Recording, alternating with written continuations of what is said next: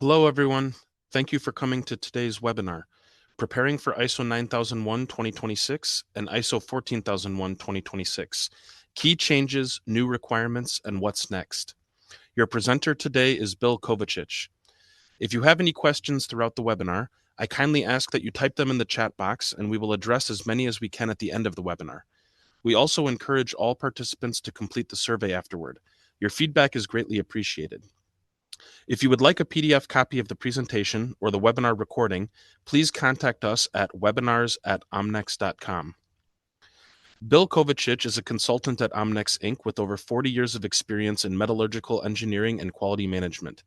A Six Sigma Black Belt and IRCA certified QMS principal auditor, he previously led Caterpillar's enterprise-wide quality system and played a key role in the transition to ISO 9001-2015. Bill is also the sole inventor on a powder metallurgy patent and a recognized contributor to ISO standards development. Now, without further ado, please welcome Bill. Thank you, Andrew. Okay, well, welcome everyone. We'll be together for the next hour talking about 9001 and 14001 and some of the upcoming changes and new requirements. And we'll just go ahead and get right into it. Okay, so our agenda, first we'll talk about 9001, then we'll talk about 14001, and a lot of what you'll see in 14001 is a change that we will already have discussed in 9001. The two standards are working together under what's called now the harmonized structure. And then after we talk about those two standards, we'll go into our next steps. What do we do from here? So first, 9001. We're going to cover two topics. First of all, why is 9001 changing and why now? And then we'll get into the meat of the discussion, which are the changes and the new requirements. So, if you've been in the quality game for a while, you probably have noticed that the standard tends to change every 7 to 8 years, starting with 87, then 94, then 2000, 2008, 2015. So the cadence has been every 7 to 8 years. Why have we gone 11 years this time? Well, the normal cadence is that ISO puts the standards to a systematic review every 5 years, and typically that review indicates that we need to revise the standard, and then it takes 2 to 3 years to revise a standard, hence your 7 to 8 years. In 2020, when the systematic review came up, the vote from the international community at that time was to confirm, not to revise. And you can imagine why. We were in the midst of a pandemic. People already had their hands full. They really had no appetite for change, especially after the significant changes we made in the 2015 version. So the vote was to confirm. But in 2023, ISO saw a need to change the standard. So they short cycled the 5 year systematic review, put it to a vote again. And this time, yes, the vote was to revise. So that work began in earnest at the end of 2023, and that's why we'll be seeing a new standard here towards the end of 2026. Okay, so again, now what are some of the reasons that we're making the change? The COVID-19 pandemic really brought to light how fragile some supply chains are. So the standard wanted to address that as well, specifically through business interruption, greater resiliency, if you will, to make sure that we plan for and address any interruptions if they come up. There are greater expectations from relevant interested parties on ethics and integrity to ensure that a customer or an interested party is engaged in a relationship with a company that does business ethically. There's also a movement to, again, bring together more standards under what's now called the harmonized structure instead of the high-level structure to facilitate integrated management systems where if you want to be 9001 certified, 14001 certified, 45001 certified for safety, you can basically build a single management system architecture and then just address the unique requirements in each of those disciplines. There was some feedback that we need some improved clarity and guidance on the applications, and you'll see that throughout the standard with the addition of notes and Annex A. And then also, finally, a greater emphasis on exploiting opportunities rather than just avoiding risk. A lot of management systems address risk properly, how to avoid the negative impact of risk, but really do not emphasize much how to exploit an opportunity. So those two concepts, risks and opportunities, have been separated into different clauses and equal emphasis now given to each. Okay, so let's get right into the changes and new requirements. I do want to give you a disclaimer that when it comes to ISO 9001, we are only working off a draft international standard, a DIS copy. Okay, because it is a draft standard, depending on the comments that come back from the international community, it's possible, and I'd say even likely, that some of the changes we're going to discuss may not make it in, or they may be modified.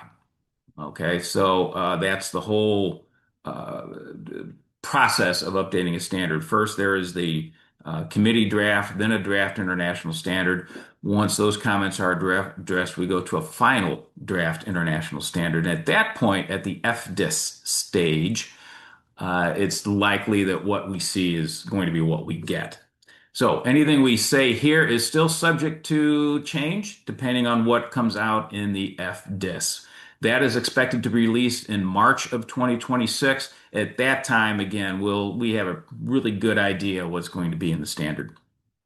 And as we go through the slides, anytime you see red text, that indicates a new requirement that in the DIS from the 2015 standard.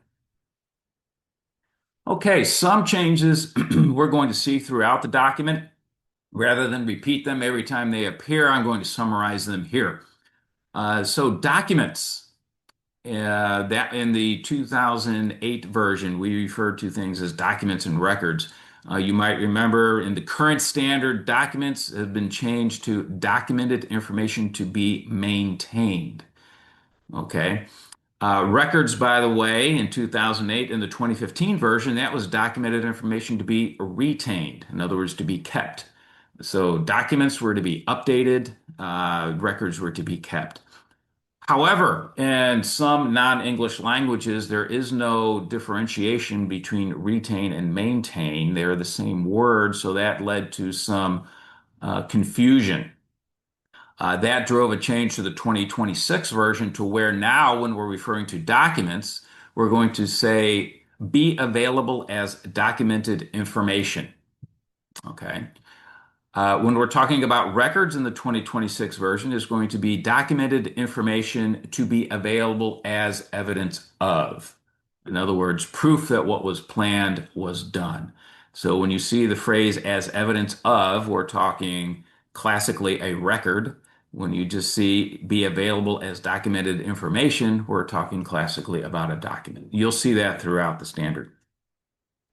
Other changes. International standard is replaced with the word document.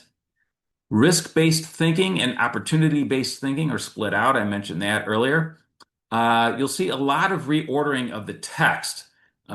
Oftentimes that is to align with the harmonized structure. It does not mean anything has changed. Do not infer that just because something has been reordered, that it is ordered in an order of importance. That is not the case. When you see a list, each item carries equal weight. It's just been reordered to align with other management systems. Changes to several clauses dealt only with notes to add clarification. When you look at the new standard, you'll see that there have been clarified notes as well as additional notes to add further clarification. And the one change that you will see, the one additional requirement you will see, as I mentioned earlier, quality, culture, and ethical behavior. They're added in clauses 5.1.1 for leadership, 7.1.4 for environment, and 7.3 for awareness. Okay, those are changes you will see throughout. Now, we'll start with the standard and we'll just take a clause by clause walk through the standard. What you'll see highlighted in yellow, these are screenshots from the draft international standard, and those highlights indicate what has changed. So, starting with clause 2, under normative references, there has been an addition, ISO 3534-2, 2006 for statistics. This is one of those things that may or may not make it in because, on the part of the U.S. experts that represent our interest in the international working groups, we don't endorse this due to its relevance. We're not sure why this even got in there. And so there is discussion ongoing now as these working groups continue to meet on what's in there. So stay tuned on this one. We'll see if this makes it through. Under clause 3, terms and definition, there is, in addition to a reference there, the ISO online browsing platform, as well as the IEC Electropedia, in order to use as reference materials. The other thing you'll notice, and if you're familiar with 9001, is we now don't just reference ISO 9000. We actually have 23 definitions placed within clause 3. Those 23 definitions have been lifted from 9000 and put into the body of the standard. And that's because, again, that is to align with the harmonized structure. All management system standards will have those 23 definitions in common. Some standards may add more definitions. In the case of 9001, any additional definitions will be covered in 9000. That's why you still see 9000 as a normative reference. But those 23 definitions will be specifically listed in 9001. The only definition that changed, and it's a very slight change, is the definition of process. It just adds the verb or transforms. Okay, so a process is a set of interrelated or interacting activities that uses or transforms inputs to deliver a result. Okay. Clause 4. We have a few changes here. In clause 4.1, it adds climate change as a potential relevant issue, but this really is not a change to the standard. It's a change when you compare it to ISO 9001 2015, but it is already part of ISO 9001 through Amendment 1, AMD 1, that came out a couple of years ago that introduced climate change consideration and whether or not that is a relevant issue. So, is it a change? Isn't it a change? If you're using Amendment 1, then no, this is not really a change. I only bring this up because if you refer strictly to ISO 9001, this will be different, but is really part of the management system already. Notes 2 and 3 were slightly changed to include some other issues, political and environmental issues, strategic direction, and resources.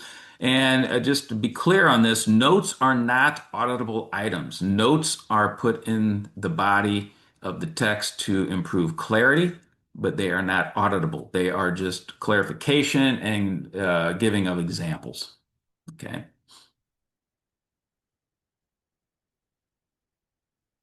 Clause 4.2 splits and rephrases Clause B into two separate concepts: relevant requirements of these interested parties and which of these requirements will be addressed through the quality management system. And it further adds a note that relevant interested parties can have requirements related to climate change. So again, a little bit more emphasis on climate change and the fact that you may have relevant interested parties, customers, maybe governmental officials that you may consider to be a relevant interested party. They may have requirements related to climate change. That might be the source of some of the things you might consider in Clause 4.1. Moving on to Clause 5, simply we've gone back to naming it the quality policy, not just the policy. No real substantive change there. In C, we changed the word satisfy to meet applicable requirements. And we've also included in here context and strategic direction of the organization in subclause E. So the quality policy covers the first four original items, but now we've added one, takes into account the context of the organization and supports its strategic direction.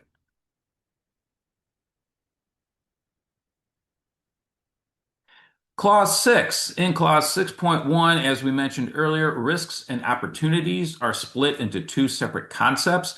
Again, that is to emphasize more that an organization should not just avoid risk, but pursue opportunities. So, Clause 6.1.1 is determining those risks and opportunities. And then 6.1.2 are actions that address the risks, while 6.1.3 actions to address opportunities. Okay, so we've added a new subclause. When you look at 6.1.2 and 6.1.3, they're really identical, except 6.1.2 uses the word risks, 6.1.3 uses the word opportunities. Commensurately, undesirable versus desirable, risks being undesirable, opportunities being desirable. Okay, these were combined into one clause, now they have been separated. Also, it requires, and these are some new issues to consider, requires an organization to determine, analyze, and evaluate risks and opportunities. Okay. So there's a little bit more action involved when talking about risks and opportunities. Okay. And as we mentioned earlier about supply chain risk, there is a note added that talks about risks related to the ability to provide conforming products and services during and after a disruption, whether that disruption be another pandemic, a weather-related event, whatever it, political strife, whatever it might be. Okay. So again, talking about supply chain resiliency and business interruption. 6.3, planning of changes. We have some new requirements here. Under C, it used to, in the current version, it says the availability of resources. Now we're also including the availability of information. Okay, so it's not just when we're talking about the planning of changes, we should not only consider the availability of resources, but also of information. And then E, F, and G are all new requirements. How the effectiveness of the changes will be monitored and evaluated. So if we're going to make a change, what is our plan for monitoring the effectiveness of that change? Also, communication of the changes. Make sure that all relevant parties are aware of what of the change, and how to review the results of the change. So, taking the information from E, how you measure the effectiveness, and using that information to review the results of that change. Sometimes change can have unintended consequences. Sometimes change does not give us the effectiveness we anticipated. So when we make those changes, how do we monitor the effectiveness of them? And then how do we review the results in order to determine if that change gave us what we were expecting and what we wanted?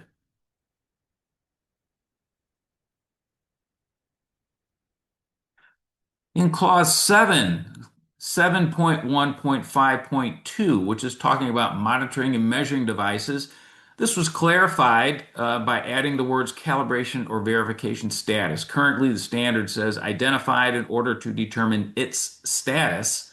We wanted to clarify that by saying it's calibration status or it's verification status. Okay, so that is a welcome change to enhance the clarity of what we mean by status.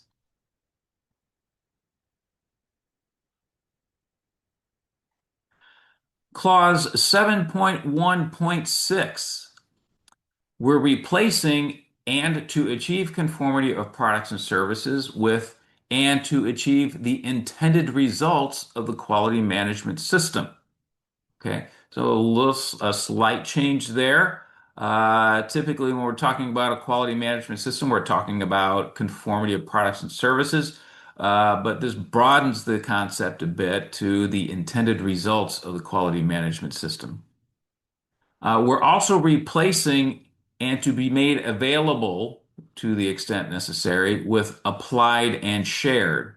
So when we're talking about organizational knowledge, the knowledge should be retained, applied, and shared to the extent necessary. So it's a little more active than to be made available, which was a little more passive. To make something available means you put it out there. To apply and share it means that not only do you put it out there, but you actively do something with it. Okay, so a little more intentional requirements there. Okay, and then we've also combined two notes into one. And you can see that below. No real new information there. It has just been reworded into a single note.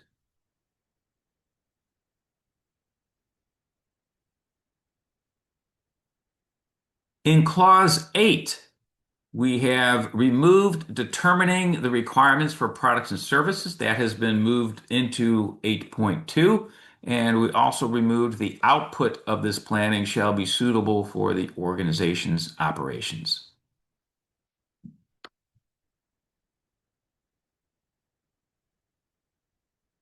8.2.1 is customer communication. E was reworded from establishing specific requirements related to contingency actions to including information related to those contingency actions. Okay, so again, a little bit more active and deliberate. Communications with customers shall include information related to contingency actions. Again, trying to address that business interruption concept. And we've added a note to give examples of customer communication. Okay. It could be direct through phone calls, postal exchanges, meetings, emails, even website content is a way of communicating with customers.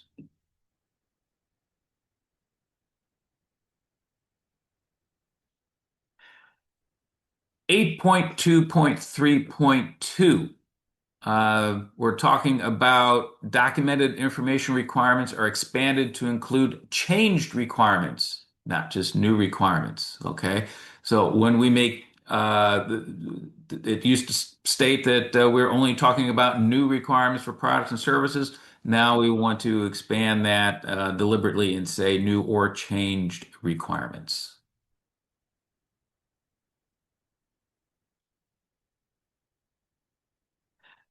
8.2.4. In this clause, we're talking about changes to requirements for products and services that they, again, rather than making persons aware, we are communicating to the relevant interested parties. So this is going the opposite way, making it a little bit more passive. Rather than ensuring that the relevant persons are made aware, we're talking specifically about just communicating that information to the relevant interested parties.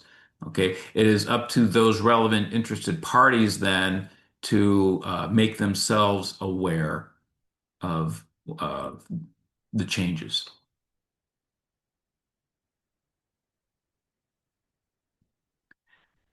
Clause 8.3, we're talking about design and development here, and specifically on 8.3.1 and 8.3.3, we've simply added notes, which introduces a little bit of flexibility. Okay.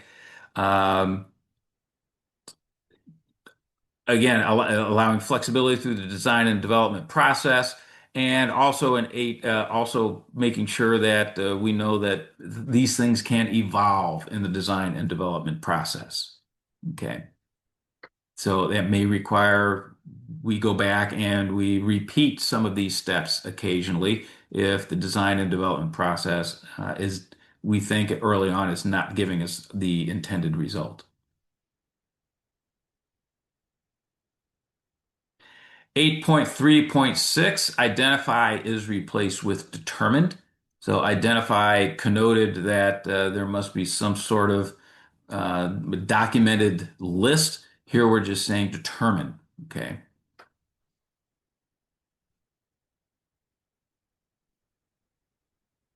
8.4.3D. We're now talking about purchasing or interactions with external providers. We've now qualified communications to external providers with the phrase as appropriate. And we've also added something that when we're talking about an external provider's interactions with the organization, we're also talking about, where applicable, its customers and other relevant interested parties. And this kind of addresses when we have occasions where we have suppliers or external providers providing products and services directly to an organization's customer and not necessarily flowing through the organization. Okay. So those occasions don't happen often, but they can happen where we have a supplier interacting directly with an organization's customer. So we want to make sure that those external providers' interactions include, where applicable, those customers and other relevant interested parties.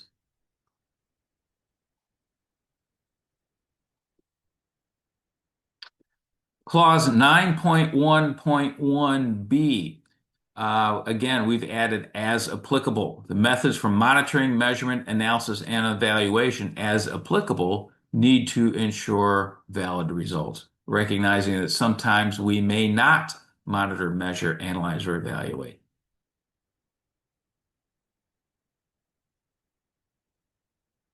9.1.2, we simply just cleaned up the language here.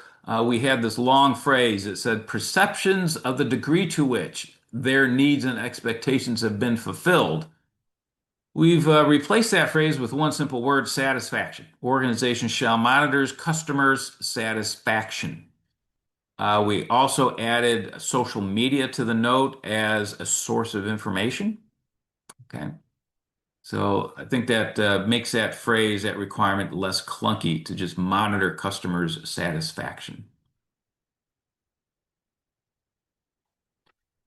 9.2.2, take into consideration is replaced with consider, which is a little stronger. If you look up those terms, they do mean a little bit different. Consider is a little bit stronger than taking into consideration.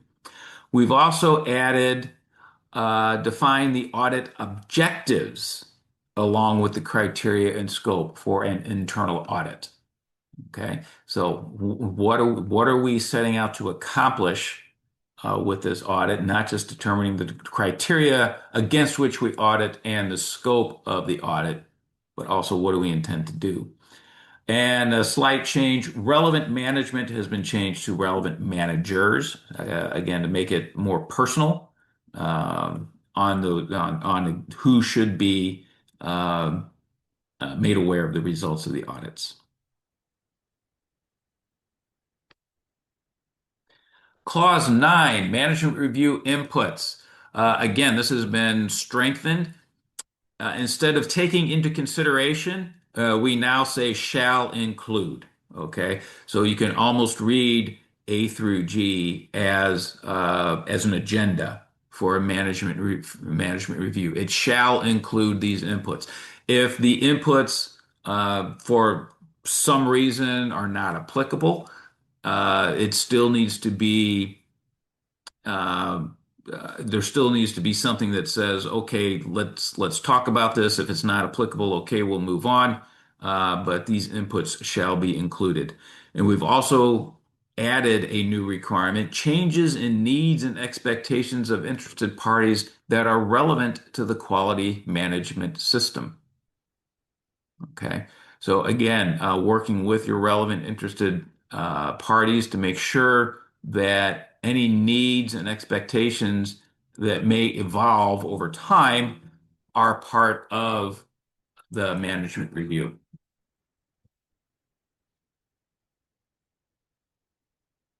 Clause 9.3.3 simply changed outputs to results. That is to align with the definition of a process because management review is a process. It has inputs, it has results. Okay. And curiously, we've in the draft international standard, we've taken out the word action. So it currently reads the results of management review shall include decisions and actions related to continual improvement. Now it's just decisions. There's some debate as to whether or not that the elimination of actions will go through. That there's an opinion out there that that's softening the requirements too much, but we'll see what happens with that.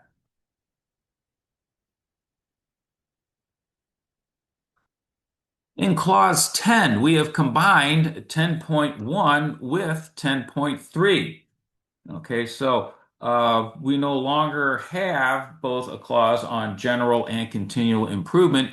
We've just combined the two and called 10.1 continual improvement. Okay, and it includes the results of monitoring, measurement along with analysis and evaluation. Okay. With the elimination of 10.3, that means clause 10 is now simply a two clause, it has two subclauses, 10.1 and 10.2. 10.2 being nonconformity and corrective action, no change to that. So that finishes out the changes to the body of the standard.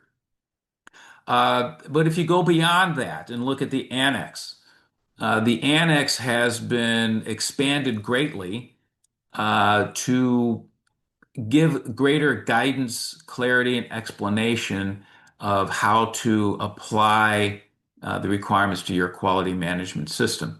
Okay, it's a long, detailed discussion, but the clauses A1 through A10.2 again go clause by clause through the standard on how to interpret, if you will, the requirements and guidance on application to your quality management system. It's important to note that the annex contains no requirements, only guidance. If you did a word search on the word shall, you will see it four times in the annex.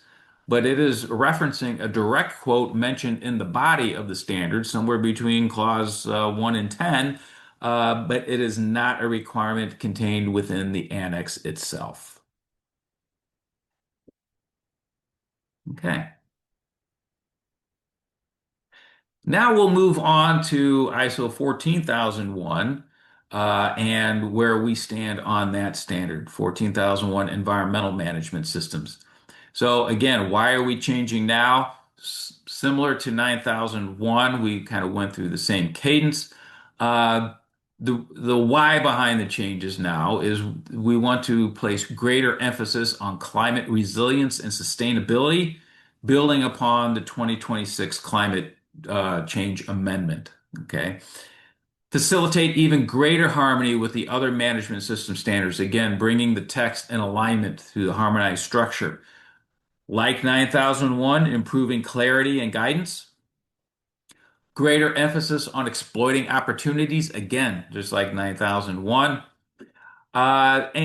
This is being driven by the relevant interested parties because the regulatory landscape and investor sentiment are pressuring organizations to address environmental management issues.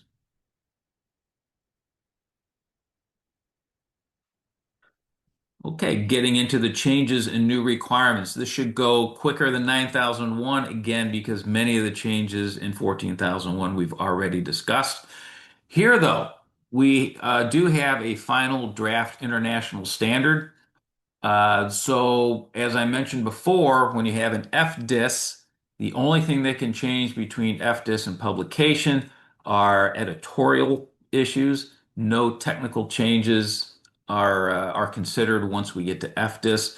So, what we'll be talking about here, uh, the phrasing may change slightly, but the meat of the requirements, what we see in the FDIS, will be in the international standard. Okay. Again, documents. In 2015, maintain documented information. That is changing to be available as documented information. Records go from retain documented information to documented information to be made available as evidence of. So again, that key phrase, as evidence of, indicates we're talking about a record. International standard, again, is replaced with the word document. Fulfill is changed to meet. So we don't see that in 9001, but in 14,001, we would see the word fulfill. That has been changed to meet. Again, text has been reordered to align with the harmonized structure, and changes to several of the clauses only dealt with notes to add clarification.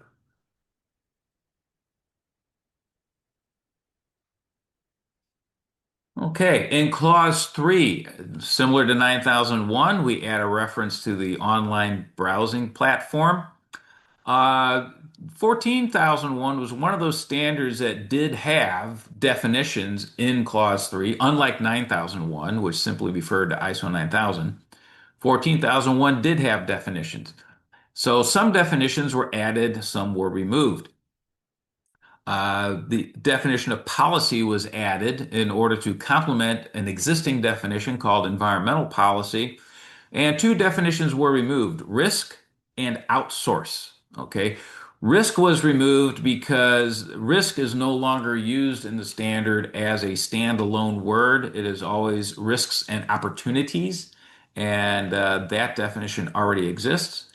And then outsource was removed because now we use the phrase externally provided instead of outsourced. Okay, so though that definition was no longer relevant. We do have some definitions in 14,001 that experience some change. The definition of interested party also acknowledges the term stakeholder. Interested party is the preferred definition, but stakeholder can also be used. For the definition of risks and opportunities, the word threats is replaced with risks. Okay. The definition of process, again, this was changed to align with 9001, although there were two changes here. We include the phrase or transforms, and then we also have this change here to deliver a result. But again, this is just to make the definition of process in 14,001 consistent with the definition of process in 9001. Definition of audit no longer includes the term documented. Okay, audit is not necessarily a documented process, and that kind of goes back to the change before, where the internal audit program, it was required that that process be documented in 9001 back in the 2008 version, and that requirement was taken out for that to ensure that the process was documented. So this definition is catching up with that. And then the definition indicator has gone through a substantive change, and you can see what has been highlighted here. A quantitative, qualitative, or binary variable that can be measured or described, representing the status of operations, management conditions, or impacts. Okay, so there's a bit of a change to that definition.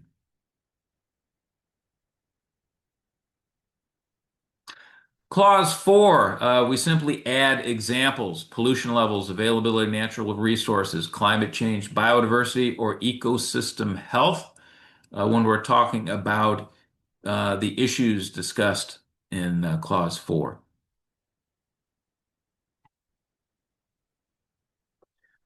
Clause 4.2, understanding the needs and expectations of interested parties. We qualify C, which of these needs and expectations become compliance obligations and will be addressed through the environmental management system. And then you can see for clarification, we've added notes on where the sources of these issues may come from.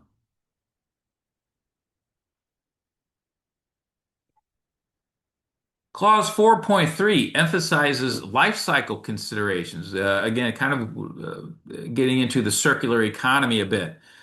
Its authority and ability to exercise control and influence over the life cycle of his activities, products, and services.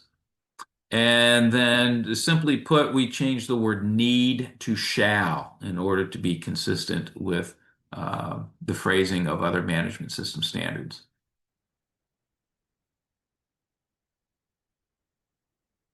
There were no changes in Clause 5, so then we go to Clause 6.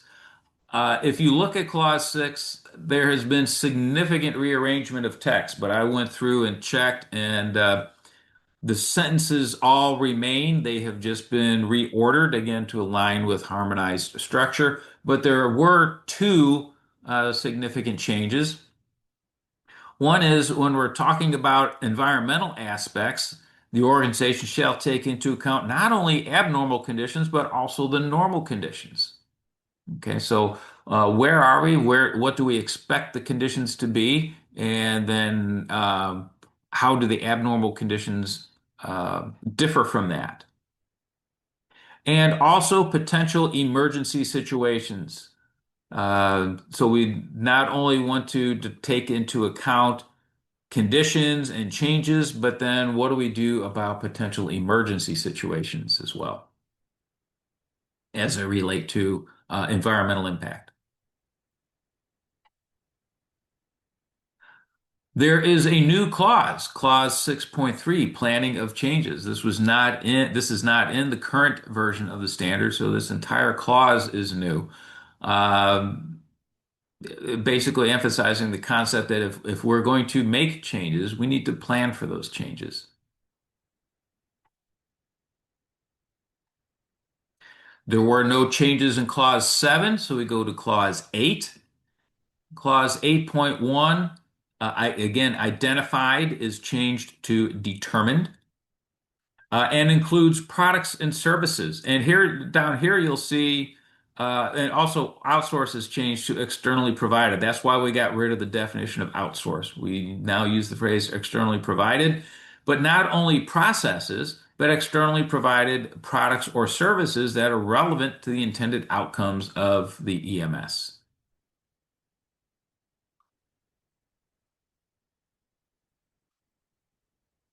Clause 9.1.1, it looks like we've added new requirements because you can see here we're talking about the effectiveness of the environmental management system.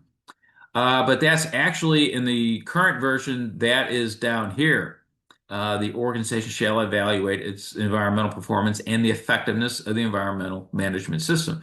This sentence here, if you look at the left-hand side, the third sentence from the bottom, was redundant with the first sentence. So that redundancy was eliminated by bringing what was down there up into this sentence here. Okay. Also, what needs to be monitored, measured, and analyzed, okay, that was also brought in from E, talking about analyze. We're basically just saying and analyze along with that. I'm sorry, and this comes from up here. So the organization shall monitor, analyze, and evaluate, whereas here we're saying shall evaluate, and we dropped analyzed back down into A. So it looks like new requirements, but they are not. It is simply just eliminating redundancies by restructuring the sentences.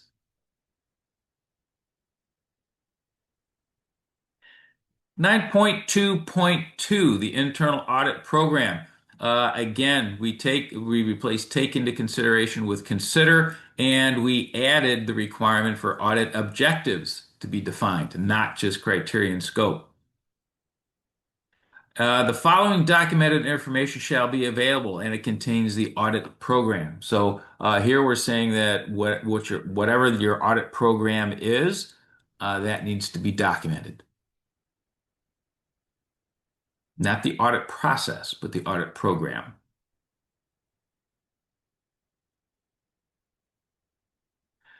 Clause 9.3.2, that has now been retitled Management Review Inputs.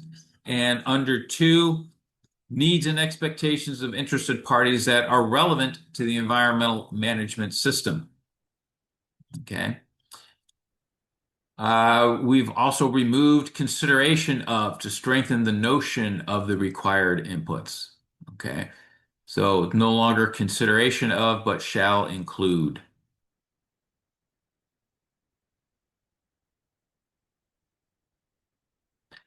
9.3.3 is now called Management Review Results, again, replacing the word outputs to be consistent with the definition of a process.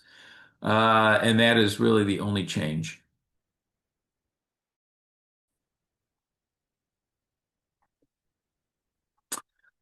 Similar to in ISO 9001, and again to align with the harmonized structure, Clause 10.3, which was continual improvement, is brought up into Clause 10.1. 10.1 has been renamed continual improvement. We've eliminated 10.3, and what was in 10.3 is now brought up here, as you can see by the highlighted text.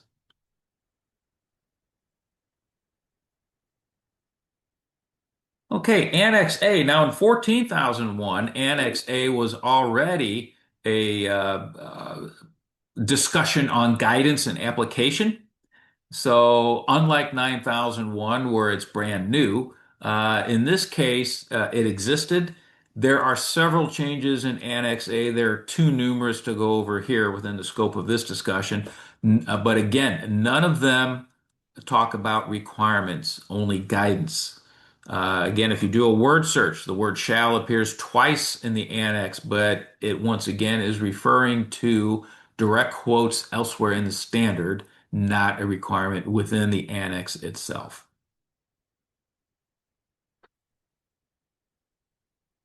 Okay, so I know that was a quick rundown. You may notice that, again, most of the changes we're talking about are clarification, enhancement of text, trying to better define the scope of a requirement. There are a few new requirements, uh, but not wholesale change. The objective for both of these standards in this revision process was greater alignment with the harmonized structure and enhancing some of the wording. So, what do we do from here? Now that we have this information, what do we do from here? Talking about expected release dates, the FDIS for 9001 is expected in March. At that point, we'll have a clearer understanding of what is going to be in the standard. The publication of ISO 9001 2026 is scheduled for September. So about a 6-month lag between the FDIS and actual publication. That allows for the international community to review the FDIS, vote on it, give it an up or down vote, and make any editorial changes that were suggested in the review of the FDIS and publication. ISO 14001, its publication is slated for March. So in just several weeks from now, we should have publication of 14001. So those are the dates to keep in mind. Now, what happens after that? So organizations will need to transition to the new version of the standard. How do you prepare for that transition? So, well, if you're transitioning, that means you're already certified. Okay. If you're already certified, start planning your activities to improve your management systems to meet the 2026 requirements now, specifically for 14,001, because they're pretty well baked in. Do keep in mind there could be technical changes to 9001 until the FDIS is released in March. Okay.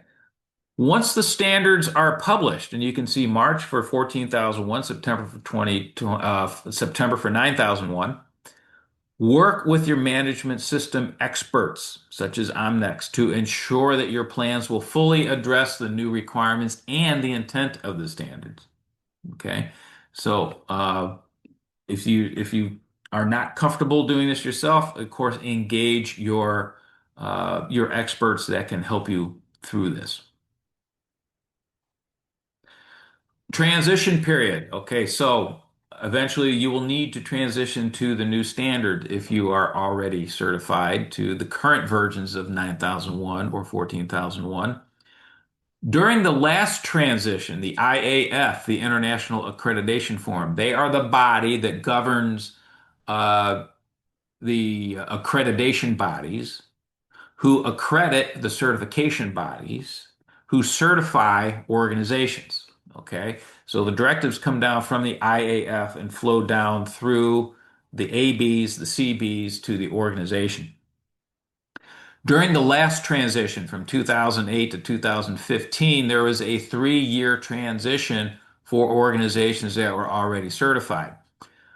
But certification bodies stopped issuing new certificates to the old standards well before then. So if you were not certified to the standards, you had to certify to the new initially certified to the new standards well before that 3-year transition. I think it was 18 months instead of 36 months.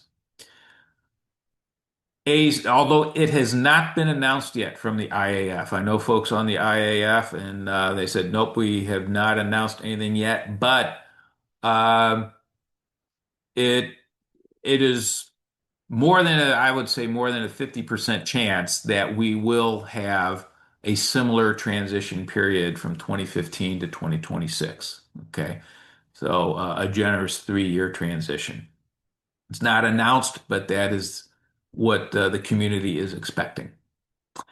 Does that mean you can wait until September 2029 before doing your transition?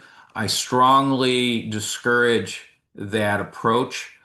That happened a lot between 2008 and 2015 for ISO 9001.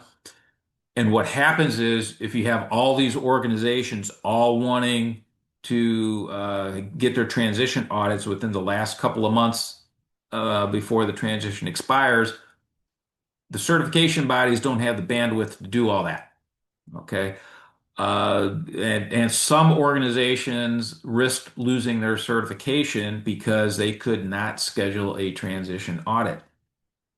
It's strongly encouraged that you try to transition within the first half of the transition period. So assuming we get a 3-year transition, okay, again, not announced, but assuming we do, within the first 18 months, I would encourage you to transition at that point. That gets you out ahead of all the other organizations that are procrastinating and waiting till the last minute to transition. Okay. So, bottom line, work with your CB, your certification body, or your conformity assessment body to schedule your transition audit as soon as you think you are ready. Or schedule it even ahead of time, anticipating when you will be ready. Okay. So that is the end of my prepared remarks.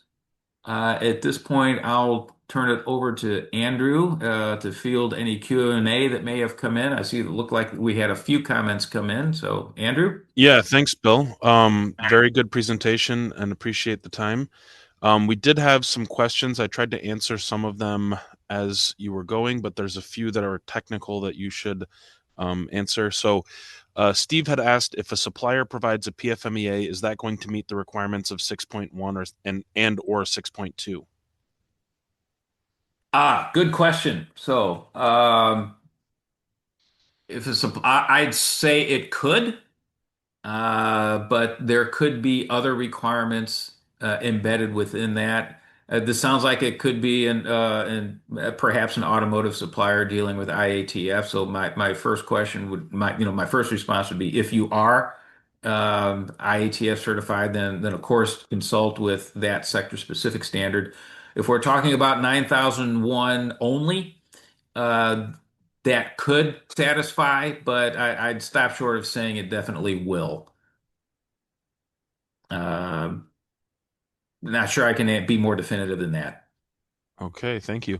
Matthew asked, how will lead auditors be directed to audit clause 6.3 communication of change?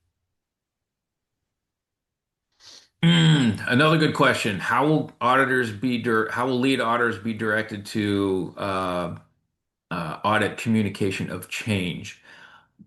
I guess drawing on my auditor experience, I would like to see that an auditor may pick a may ask for, well, what have you changed recently, and then just have then the organization can just walk the auditor through that and show any if there was any written change. You can look at that as evidence, and that could be emails, it could be announcements, it could be um, if it's a change to, let's say, a process, is there any evidence that those changes were reviewed by the people affected by that, either through some sort of a document review process? If there's no written evidence, then I just might ask the person affected by that change, were you aware of this? How were you made aware of this? So there's different ways to approach that depending on the level of documentation. It does not have to, I would stop short of saying that it has to be that communication of change. It must be documented. I don't think it does. But I would expect to see some sort of awareness then from the impacted party of that change. Okay, thank you. Um, let's see. Martin asked, in terms of monitoring and measurement of process results, is there an expectation for each process to have a KPI, KPR, or is it left to process owners to determine how to measure and report on E&E?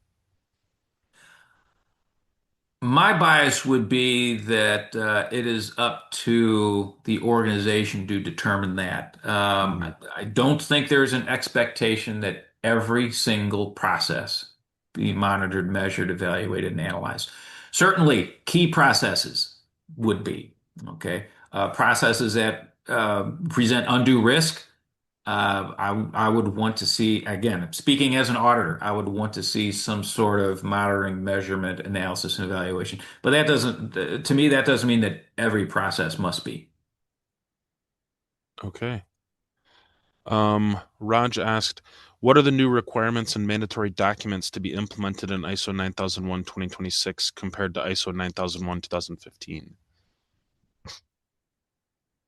Comparing the two, I don't think there are any changes in the mandatory documents. You might remember that in 2008, we took out the requirements for the Hmm. specific requirements for 6 documented processes and a quality manual.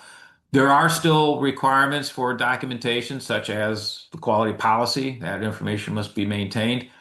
Uh, as well as some others, but I don't think there's really any changes unless somebody can point out to me in the changes I discussed. I don't think there's any additional changes. The one that might be is that we removed in 14,001 we removed the word documented from the internal audit process. That no longer has to be a documented process. Uh, but I think that's about it. Okay, we have a couple questions on the transition period. So, one, Amanda asked, can you do the transition audit during a surveillance audit time period, or does it have to be on the recertification period? I believe you can do it during a surveillance audit. I would check with your CB to be sure on that, but I believe the last time when we transitioned in 2015, that can be done during a surveillance audit. Or you can schedule a transition audit at any time you like. So, And Matthew had a similar question. What if the organization is having their last surveillance audit scheduled for summer of 2026 for their 3-year cycle? Will organizations be able to get certified to ISO 9001 2015 standard in 2027 to get more grace period to transition? sure, I understand this. So, So, go yeah, ahead. I think what he's asking is that, can they still be certified to 9001 2015 in 2027 to buy them more time on the grace period for transitioning to the 2026 version? Okay, so we're saying they're going to be up for recertification in 2027. Hmm. And can they recertify to 2015 in 2027 to allow more time to transition? I would like to wait and see how the IAF rules on that. So all I can do is draw on my previous experience, and I would think that yes, that would be allowed. Yeah, because some people are going to be up for recertification right after the standards released, Yeah. and they're not expected to transition at that time. So I think you can. I think you can recertify to the current 2015 standard and then transition later. Okay. And Jesse asked, when will the FIA determine transition timelines? The IAF International Accreditation Oh, Form. yeah. Uh, don't know. Like I said, I know a person on the IAF. They have not announced it yet. I don't know when they will announce it. I would expect them to announce it after the standards have after the release of the standards. Um, but I couldn't give you a specific date or even month for that. But trust me, there will be plenty of time to transition once that announcement is made. Okay, a couple more quick questions. Joe asked, is there any requirement stated which is related to Industry 4.0 or IIoT? Not that I'm aware of. I haven't seen anything in the standard that addresses that specifically. Yeah. Okay. There's another question. Is there action plan required for the decision and management review opportunities such as in case of risk identified? So I guess they're asking, is there a requirement for an action plan, um, as an output of the management review, and then opportunities, Okay. if a risk is identified? That kind of gets back to the change I talked about where they took out the word actions Mm, as an output. So taking the standard at face value right now, I would say probably not. But that whole issue of taking out the word actions is up for debate. So I'm qualifying my answer with a big probably, and stay tuned and see what happens. okay.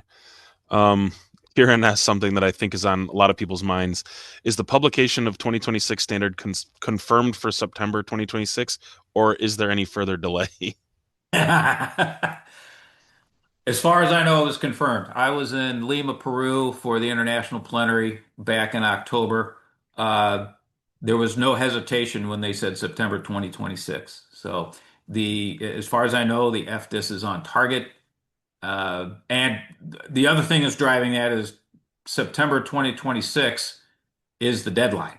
Yeah, that is ISO says if you're going to revise a standard, you have to be done in 36 months. Well, September 2026 is 36 months. So I'd say that is as certain as it can be.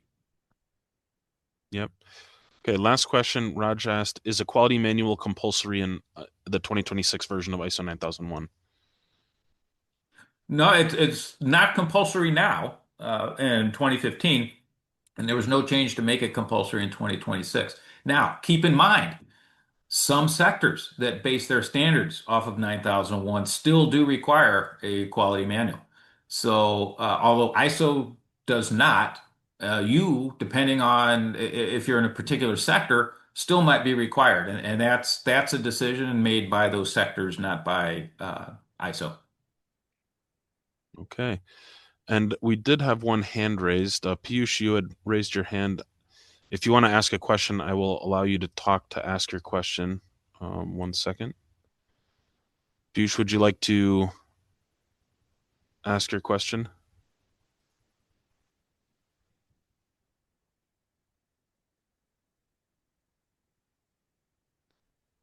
Go ahead, Piyush, whenever you're ready. Yes, sir. Good evening. Sir, my question is here we have added a decision in management review, right? And opportunity in process approach. So, is there any action plan required for decision which will come from the management review output? Okay. That question think, sounds yeah, similar yeah, I to, think you answered that question already earlier. and again, I'm not going to. My answer comes with a little degree of certainty on that, based on how the FDIS might differ from the DIS, because I know that was a discussion point. Okay. Okay, Thank you. thank Thank you. you. Thank you. Okay, I think that covers all the questions that we had. So thank you everyone for joining, and a big thank you to Bill for, conducting this webinar and giving us a lot of valuable information. Again, if any of you, I answered a lot of questions on people wanting the PDF copy um, of the presentation. If you would like that, you can email webinars@omnex.com. We will also have the recording available on our website on our resource pages. I've also put that in one of the chats as an answer to the question, and we will send that out as well. So thank you all for attending, and have a great day. Thank you.